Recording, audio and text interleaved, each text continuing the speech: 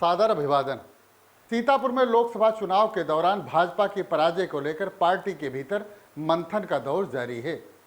Party के भीतर उन विभीषणों की तलाश की जा रही है जिनकी वजह से पार्टी को न सिर्फ इस सीट का नुकसान उठाना पड़ा बल्कि पराजय का दंश भी झेलना पड़ा।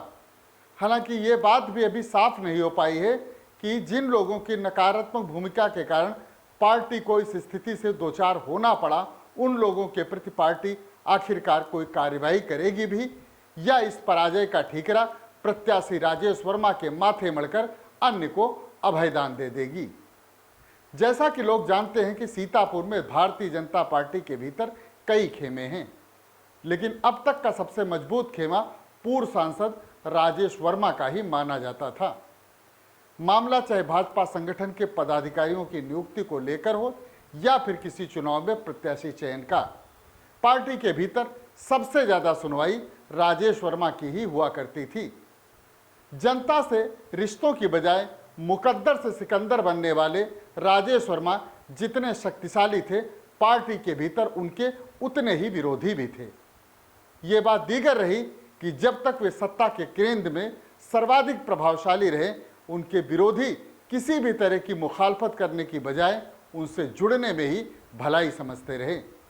इस बार के लोकसभा चुनाव में जब उनके खिलाफ माहौल बन रहा था तो इन विरोधी खेमों ने भी आग में घी डालने का काम किया। भीतर ही भीतर राजेश वर्मा की जड़ें खोदने का काम किया जाता रहा। इसमें सबसे ज्यादा जातीय गोलबंदी पर काम किया गया। पिछले चुनाव में भाजपा के साथ रही जातियों को जोड़कर उन्हें विपक्षी खेमे से जोड़ने की रणनीति पर भी धीरे धीरे काम किया जाता रहा। इसके अलावा पिछले चुनाव में राजेश वर्मा के प्रभाव के कारण उनके करीबियों से शिकस्त खाए राजनीतिक रसूख वाले लोग भी पर्दे के पीछे लामबंद होते रहे और जब उनको भाजपा के विभीषणों का साथ मिलता गया तो भाजपा का किला ढहाने की राह पर वो भी आगे बढ़ते गए। आखिरकार चुनाव परिणाम आने के साथ ही उनका सियासी मकसद भी पूरा हो गया।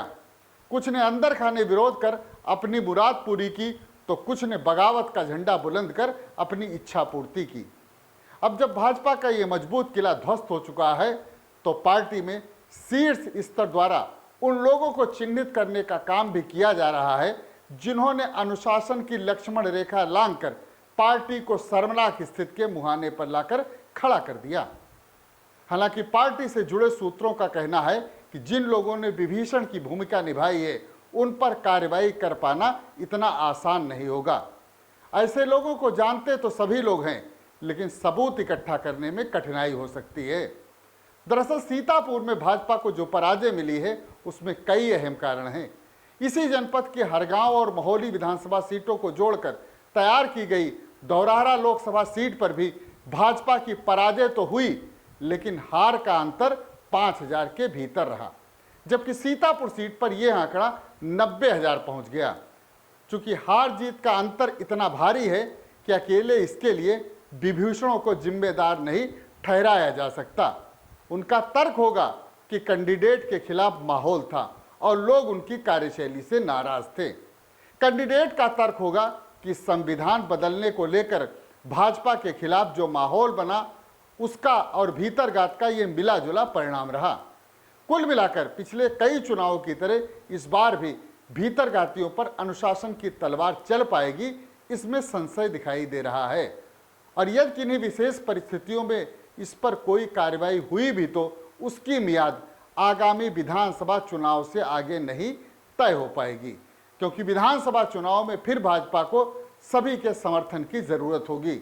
तब विधानसभा प्रत्याशियों की पहल पर ऐसे लोगों को घर वापसी के लिए प्रेरित किया जा सकता है, क्योंकि उस समय लोकसभा के पराजित प्रत्याशियों की राय के कोई मायने नहीं होंगे।